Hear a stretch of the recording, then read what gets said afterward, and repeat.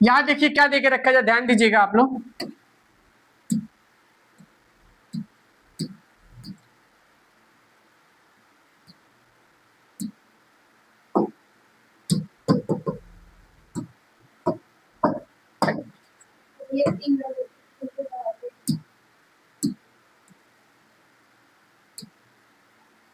यहाँ देखिए क्या एरोबिक रेस्पिरेशन और एन एरोबिक रेस्पिरेशन, क्या पढ़ा?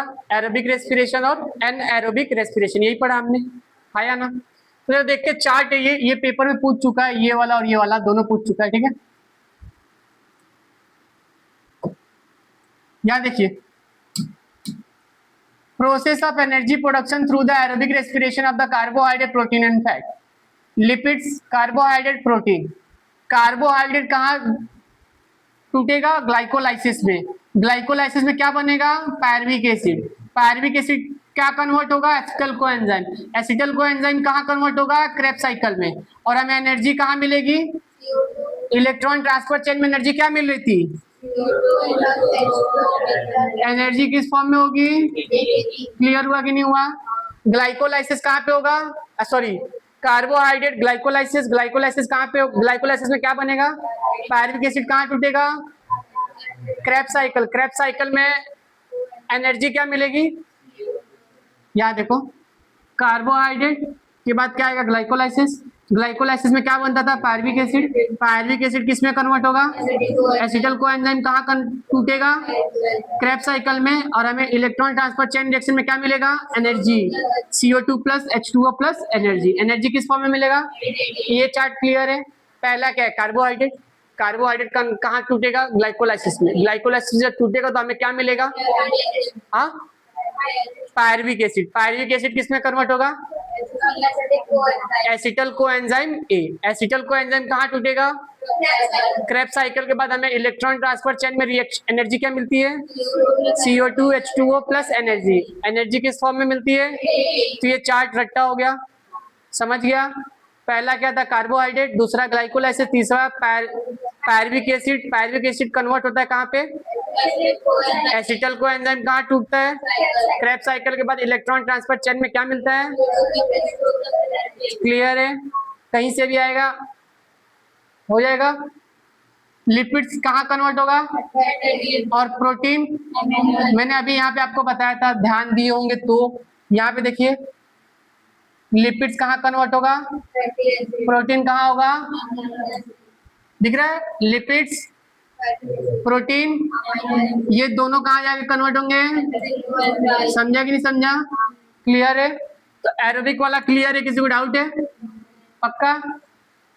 आगे चले, ठीक है। तो यहाँ पे देखिए एन एरोबिक रेस्पिरेशन क्या होता है? यहाँ पे भी ग्लूकोज है। यहाँ पे क्या है? यहाँ पे क्या था? ग्लूकोज कहाँ टूटेगा? ग्लाइकोलाइसिस में क्या होगा? Pyruvic acid. पायरुविक एसिड के बाद क्या होगा? फर्मेंटेशन। फर्मेंटेशन क्या होगा? किसका फर्मेंटेशन होगा? Different product, vinegar, vitamin, ETC। समझा कि नहीं समझा? और उसके बाद से क्या होगा? वेरियस माइक्रोब्स निकलेंगे, ठीक है। पायरुविक एसिड दोनों साइड है, इधर फर्मेंटेशन होगा, इधर भी फर्मेंटेशन होगा। जब इस साइड फर्मेंटेशन होगा तो अल्कोहल बनेगा। अल्कोहल किससे बनता है? ईस्ट से। फर्मेंटेशन होगा तो क्या बनेगा? Lactic acid. लैक्टिक एसिड कहाँ पे प्रेजेंट होता है? मसल्स में। समझा? Erythrocyte muscle cell, erythrocyte muscle cell. Clear हुआ कि नहीं हुआ? क्लियर है? ज्यादा करके यही पूछता है, अगर ये पूछ दिया तो लिख लोगे, आप लोग को समझ गया। Fatty pyruvic acid, pyruvic acid, pyruvic acid का क्या होगा? फर्मेंटेशन। फर्मेंटेशन, फर्मेंटेशन क्या होगा? अल्कोहल। अल्कोहल किससे बनता है?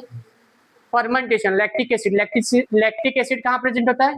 इराइथोसाइट मसल सेल। समझा कि नहीं समझा? क्लियर है? क्या टूट रहा है? Glucose. Glycolysis, fermentation. Glucose, glycolysis, pyruvic acid, fermentation. क्या हो रहा है? Fermentation, different product of vinegar, vitamin, ETC। और इस कहां से हो रहा है? प्रोसेस ऑफ वेरियस माइक्रोस निकल रहा है। क्लियर है? तो ये दोनों चार्ट क्लियर है कि नहीं है? हाँ या ना? समझे सबको? किसी को डाउट नहीं ना? जरा ये देखते ये क्या देके रखा है,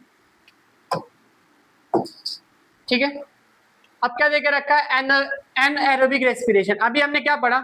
एरोबिक रेस्पिरेशन के तीनों पार्ट पढ़ लिया। पहला क्या था? ग्लाइकोलाइसिस। दूसरा क्या था? Krebs cycle. तीसरा क्या था? Electron transfer chain. Aerobic anaerobic का दोनों हमने चीज देख लिया, जो भी है या ना? समझा इतना? इतना पढ़ो। यहाँ देखिए हमने एरोबिक रेस्पिरेशन पढ़ लिया था, अब हम क्या पढ़ने जा रहे हैं? Anaerobic respiration. क्या पढ़ने जा रहे हैं? Anaerobic respiration. Anaerobic respiration का डेफिनेशन क्या है जरा देखते हैं। Glycolysis and fermentation.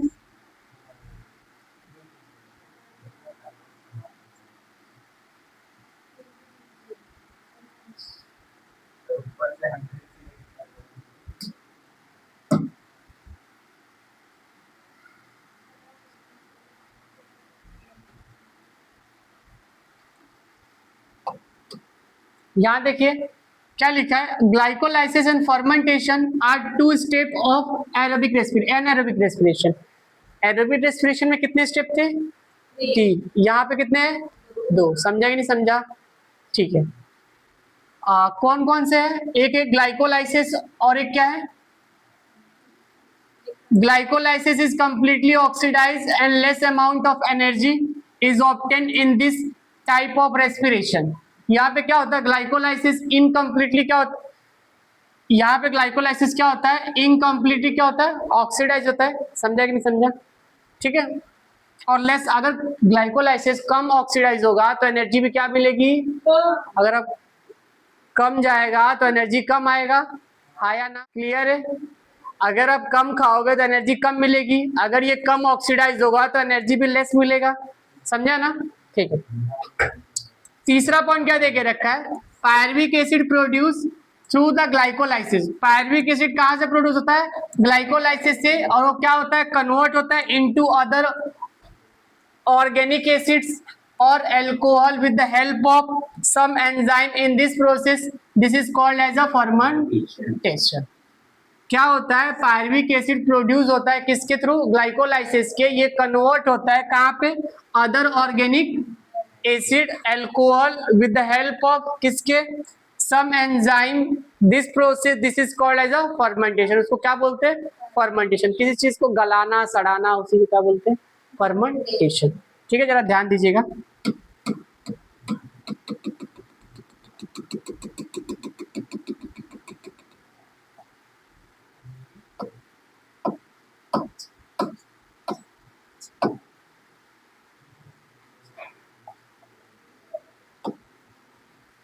चलिए, समझा कि नहीं समझा? क्लियर है? आया ना? नेक्स्ट देखते हैं। यहां पे क्या देके रखा है जरा देख लेते हैं। प्रोटीन। प्रोटीन क्या होता है? सब खाते हो, प्रोटीन मिलेगा। अंडा खा लेता हूँ, अंडा खा लेती हूँ, प्रोटीन मिलेगा। दूध पी लेती हूँ, प्रोटीन मिलेगा। ठीक है, तो प्रोटीन क्या है जरा देखते हैं। Protein are the macromolecules. Protein क्या होता है? मैक्रो। मैक्रो और माइक्रो। मैक्रो मतलब, माइक्रो मतलब, समझा कि नहीं समझा? तो प्रोटीन कैसा है? मैक्रोमोलिक्यूल्स है। कैसा है? Macromolecules. Protein are the macromolecules form from bye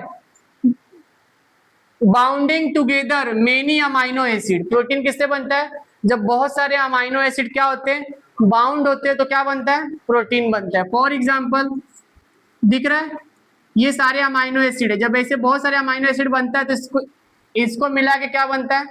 protein बनता है। क्या बनता है? प्रोटीन। समझा कि नहीं समझा? ठीक है। Protein of the animal origin. ऐसा प्रोटीन जो एनिमल के ओरिजिन से आता है उसको हम क्या बोलते हैं? First class protein. क्या बोलते हैं? First class protein. First class protein हमें कहाँ मिलता है? ओरिजिन, एनिमल से मिलता है। क्या मिलता है? एनिमल से। आपको पता है क्या खाने से मिलता है? You know. ठीक है, मिश्रा जी लोग को नहीं पता होता है, बट ठीक है, खाते हैं चुप छुप के। आगे देखते हैं, तीसरा पॉइंट क्या है जरा। We get 4 kilo calorie. याद देखिए, we get 4 kilo calorie per gram of the protein. आपको पता है कार्बोहाइड्रेट के पर ग्राम में कितना मिलता था एनर्जी? 4 kilo calorie. प्रोटीन के पर ग्राम ऑफ में कितना मिल रहा है? 4 किलो कैलोरी। कितना मिल रहा है? We get 4 kilo calorie of energy per gram of protein. पर ग्राम ऑफ प्रोटीन में हमें एनर्जी कितना मिल रहा है? 4 किलो कैलोरी मिल रहा है। कार्बोहाइड्रेट में भी कितना मिलता था? 4 किलो कैलोरी मिलता था। समझा कि नहीं समझा? चौथा पॉइंट देखो, amino acid are obtained after the digestion of protein. जब प्रोटीन का डाइजेशन होता है तो हमें क्या मिलता है, अमाइनो एसिड मिलता है। क्या मिलता है, अमाइनो एसिड। समझा? Those amino acid are absorbed in the body and transported each to each organ and cell via blood। जो अमाइनो एसिड है वो क्या करता है, एब्जॉर्ब करता है बॉडी के अंदर और वो ट्रांसफर करता है किसके थ्रू, हमारे जितने भी बॉडी में ऑर्गन है उन सब ऑर्गन में ट्रांसफर करता है। कौन ट्रांसफर करता है? हाँ, पोर्टर आता है? नहीं ना। ब्लिंकिट आता है? नहीं ना। किससे ट्रांसफर होता है? ब्लड के थ्रू। ब्लड के थ्रू होता है ना। समझा कि नहीं समझा? ठीक है, आगे चलें। तो प्रोटीन समझा ना। प्रोटीन कैसा है, मैक्रोमोलिक्यूल से बहुत सारे अमाइनो एसिड मिलते हैं तो क्या बनता है, प्रोटीन बनता है। प्रोटीन में पर ग्राम ऑफ प्रोटीन में कितना एनर्जी मिलता है, 4 किलो कैलोरी मिलता है। और प्रोटीन फर्स्ट क्लास प्रोटीन हमें कहाँ से मिलता है, एनिमल से मिलता है। और क्या देके रखा है, जब अमाइनो एसिड डाइजेस्ट होता है तो उसके बाद क्या मिलता है, सॉरी हाँ, जब अमाइनो एसिड डाइजेस्ट होता है तो क्या मिलता है, प्रोटीन मिलता है। क्लियर है? आगे चले, चलते हैं। यहां पे देखिए क्या देके रखा है, ध्यान दीजिएगा। ये प्रोटीन के कुछ टाइप है। पहला क्या है, स्किन। स्किन में कैसा प्रोटीन मिलता है जी, मेलानिन और कैरोटीन। कैसा मिलता है, मेलानिन और कैरोटीन। क्लियर है? अब बोन्स में क्या मिलता है, बोन्स में ओसिन। क्या मिलता है, ओसिन। ब्लड में क्या मिलता है, हीमोग्लोबिन और एंटीबॉडी। मसल्स में क्या मिलता है, एक्टिन और मायोसिन फ्लेक्सिबल प्रोटीन। सेल्स में क्या मिलता है, various protein of the cell membrane, various enzyme. Pancreas, pancreas में इंसुलिन और ट्रैप्सिन। पिट्यूटरी ग्लैंड में क्या मिलता है, वेरियस हार्मोन्स। क्लियर हुआ? फिर से एक बार क्लियर करते हैं। स्किन में क्या मिलता है, मेलानिन और कैरोटीन। बोन्स में क्या मिलता है, ओसिन। ब्लड में क्या मिलता है, हीमोग्लोबिन और एंटीबॉडीज। सेल में क्या मिलता है, various protein of the cell membrane, various enzyme. Muscles में क्या मिलता है, actin and myosin flexible protein. और पिट्यूटरी ग्लैंड में क्या मिलता है, वेरियस हार्मोन्स। पेनक्रियास में क्या मिलता है, इंसुलिन और ट्रैप्सिन। क्लियर है कि नहीं है? समझे सबको? ये बहुत ज्यादा इंपॉर्टेंट है एज बोर्ड के पॉइंट ऑफ व्यू से। या देख लीजिएगा K³ भी, ठीक है, बहुत ज्यादा इंपॉर्टेंट है, देख के जाइएगा। यहाँ से 1 मार्क का आना फिक्स है, 1 मार्क का आना। कोरिलेशन समझता है ना, अगर बोन्स में ओसिन मिल रहा है तो स्किन में क्या मिलेगा, ऐसे लिख देगा। या ध्यान दो,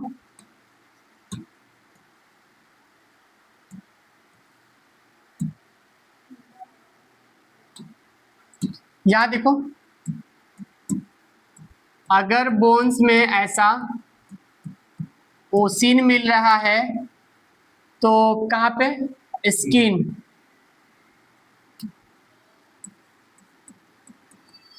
स्किन में क्या मिलेगा, ऐसा समझे, ये कोरिलेशन बोलते हैं इसको। तो क्या मिलेगा, मेलानिन और कैरोटीन। हम गोरे होते, काले होते, कहाँ से होता है ये सब, मेलानिन और कैरोटीन। मेलानिन से हमारी कलर डिसाइड होता है, कैरोटीन हमारे बालों में होता है। आप लोगों ने ऐड देखा होगा तेल का, आपके बालों में कैरोटीन की कमी है।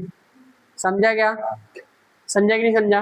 तो कैरोटीन कहाँ पे होता है, हमारे बाल काले होंगे, ब्राउन होंगे, पूरा व्हाइट होंगे, कौन डिसाइड करता है जी, कैरोटीन। हमारे बॉडी में अगर कैरोटीन की कमी होगी तो क्या होगा, बाल व्हाइट हो जाएगा। मेरा हो चुका है, ठीक है। समझा कि नहीं समझा? क्लियर है? तो मेलानिन क्या डिसाइड करता है, हम काले होंगे, गोरे होंगे, और बीच वाले होंगे, मतलब ना काला ना गोरा। समझा? तो ये डिसाइड करता है, इसको बोलते हैं कोरिलेशन। आपके बोर्ड के एग्जाम में 1 मार्क के लिए पूछा जाता है, तो ये चार्ट आपके लिए बहुत ज्यादा इंपॉर्टेंट है। समझा कि नहीं समझा? तो क्या करोगे, इसको पढ़ोगे। समझा? आगे चलते हैं। देखिए हम क्या पढ़ने जा रहे हैं, लिपिड्स पढ़ने जा रहे हैं। क्या पढ़ने जा रहे हैं, लिपिड्स पढ़ने जा रहे हैं। ध्यान दीजिएगा। From where do we obtain the lipids, कहाँ कहाँ से लिपिड्स मिलते हैं, देखिए। The substance form by the specific chemical bond, ये लिपिड्स का डेफिनेशन है, जरा याद रखिएगा।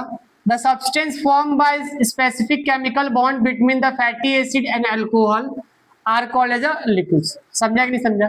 लिपिड्स का डेफिनेशन देख लीजिएगा। The substance form by specific chemical bond between fatty acid and alcohol are called as a lipids. ठीक है।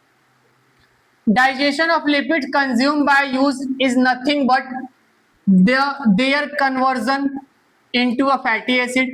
लिपिड्स किस में कन्वर्ट हो जाता है? फैटी एसिड में एंड अल्कोहल में। किस में कन्वर्ट होता है? फैटी एसिड एंड अल्कोहल में कन्वर्ट होता है। A fatty acid are absorb up and distribute everywhere within the body. From those fatty acid and different cell produce various substance necessary to themselves. Example, the molecules called as phospholipids, which are essential for the producing plasma membrane and the form from the fatty acid. Besides fatty acid are used for the producing hormones like, आपको पता चला? नहीं चला।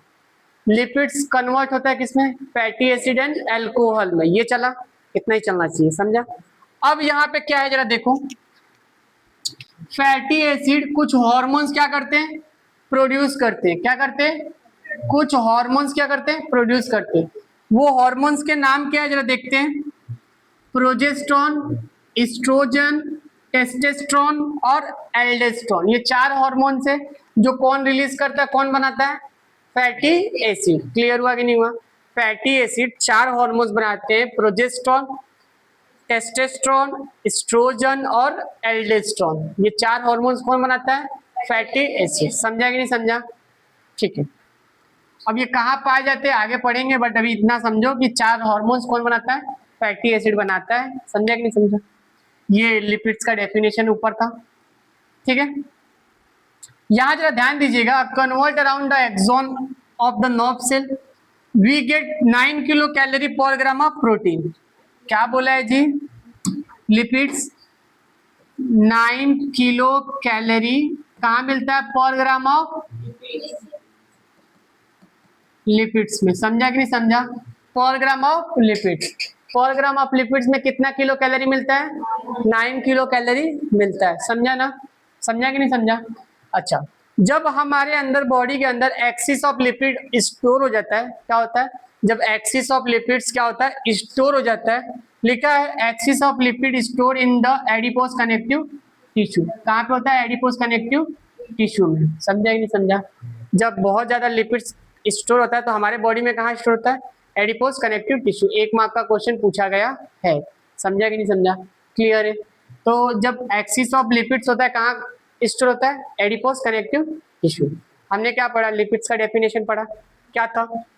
The substance form by specific chemical bond between fatty acid and alcohol are called as a lipids. Fatty acid और alcohol का जो bond बनता है उससे क्या मिलता है? लिपिड्स मिलता है। फैटी एसिड 4 हार्मोन्स रिलीज करते हैं। कितने करते हैं? 4। पहला का नाम प्रोजेस्टेरोन, दूसरे का नाम एस्ट्रोजन, तीसरे का नाम टेस्टोस्टेरोन, चौथे का नाम एल्डोस्टेरोन। क्लियर हुआ? पर ग्राम ऑफ लिपिड्स कितना किलो कैलोरी मिलता है? 9 किलो कैलोरी मिलता है। ये भी क्लियर हो गया? समझे? उसके आगे जब एक्सिस ऑफ लिपिड्स हमारे बॉडी में हो जाते हैं तो कहाँ स्टोर होते हैं? Adipose connective tissue. कहाँ पे होते हैं? एडिपोज कनेक्टिव टिश्यू में होते हैं। क्लियर है कि नहीं? समझे सबको? आगे चले, ठीक है। इतना क्लियर है ना? चलो, जो यहाँ देखो विटामिन्स। विटामिन्स क्या देके रखा? फटाफट क्लियर कर लेंगे। विटामिन्स और हेट्रोजीनस कंपाउंड। विटामिन्स क्या होते हैं? हेट्रोजीनस कंपाउंड होते हैं, ठीक है। Of which each is essential, each is essentials for the proper operation of the vitamins process on the other body. क्या विटामिन्स क्या? हेट्रोजीनस कंपाउंड है, ठीक है। इसेंशियल से हर एक जगह होते हैं। There are main 6 type of vitamins. Vitamins के कितने टाइप है? 6। कितने हैं? 6। पहला क्या है? सॉरी, विटामिन के कितने टाइप है? 6। पहला क्या है? फैट सॉल्युबल, दूसरा क्या है? Water soluble. पहला क्या है? फैट सॉल्युबल और दूसरा क्या है? Water soluble. क्लियर है? फैट सॉल्युबल में क्या आता है? ADEK। ये याद नहीं करना है, समझा? आप बस ये याद करो 6 टाइप के क्या होते हैं? ABCDENK। ABCDENK। अब आपको बस इतना याद करना है। वाटर सॉल्युबल में क्या आता है? BC। क्या आता है? B और C को कट कर दो तो क्या बचेगा? ADENK। समझा? आपको बस इतना याद रखना है। 6 क्या होता है? ABCDENK। वाटर सॉल्युबल क्या होता है? BC। BC तो याद है ना, सबको याद होता है। समझा क्या? बहुत अच्छा, ठीक है। तो BC क्या है? वाटर सॉल्युबल है। जो बचा क्या है? फैट सॉल्युबल है। क्लियर हुआ यहाँ तक? पक्का क्लियर है ना? आगे चलें। ठीक है, आगे नीचे जरा देखो, विटामिन लाइक राइबोफ्लेविन, राइबोफ्लेविन को क्या बोला गया, B2 बोला गया, एंड निकोटिनामाइड को क्या बोला गया, B3 बोला गया, समझा। विटामिन B2 किसको बोला गया, राइबोफ्लेविन को, B3 किसको बोला गया, nicotinamide, respectively are necessary for their production, ठीक है। तो बस आपको इतना याद रखना, निकोटिनामाइड को क्या बोला जाता है, B2 बोला जाता है, और सॉरी निकोटिनामाइड को B3 बोला जाता है, और राइबोफ्लेविन को क्या बोला जाता है, B2 बोला जाता है, समझा ना, क्लियर है। तो विटामिन टोटल कितने टाइप के होते हैं, 6, A B C D E K, water soluble BC, कौन, BC, और फैट सोल्यूबल जो बचा वो, समझा कि नहीं समझा। राइबोफ्लेविन को क्या बोला जाता है, B2, और निकोटिनामाइड को क्या बोला जाता है, B3। यहाँ तक क्लियर है, हाँ या ना, समझा, ठीक है, आगे चल